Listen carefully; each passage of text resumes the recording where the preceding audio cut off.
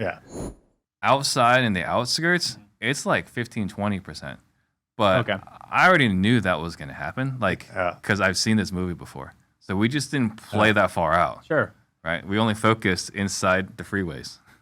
Which is smart. And I feel like Vegas is, we have a lot going on in Vegas, right? We just got sports teams. We got F1. We got a Super Bowl in a year and a half. We got so much. That's going to be crazy for Vegas. Yeah, we got so much. I mean, we were just talking about it before the show started.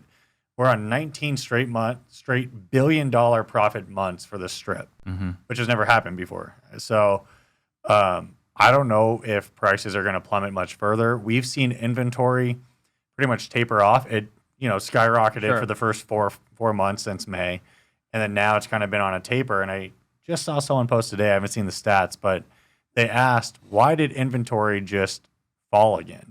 So I want to go look at the stats today at some point because apparently it came down a little bit. So I don't see prices plummeting much more than they already, have adjusted in Vegas, just because of the infrastructure we have being built out there, and inventory is still low. Yeah, I mean, I kind of feel the same way. I mean, really, you look at it like if you don't have to sell, why in the world would you sell now?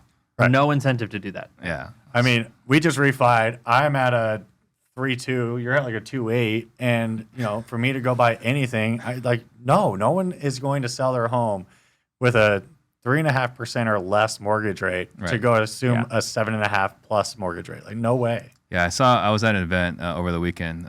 Bruce Norris held this event in Yorba Linda, right, just outside LA, and the stat he showed was 51% of the country. 51% of the country has an interest rate of 3.9% or less. I've seen that. Right? So if your interest rate is 3.9% or less, you're for sure not selling. Probably coupled with a good amount of equity. Right. Right. Unless you absolutely have to, you're not going to. Right. I shared this story. I don't think I said it on this podcast. Like, I did a loan mod, right? So 2009 was not a kind time to be a realtor. So I did a loan mod in my house, and I got it down to a 2% interest rate, right, with a HAMP. At 2%, I was just looking at it. I'm going to stay in this house forever. Yeah, why are you ever going to get rid of that house? Right? It wasn't until I had my third child. Like, this house I bought as a bachelor, got married, had my first kid, had my second kid. Once I had the third kid in this little 3-bedroom house, like, all right, I guess I need to buy something. You have a need. I have a need. Sure. Right? It was You no still longer own it, though?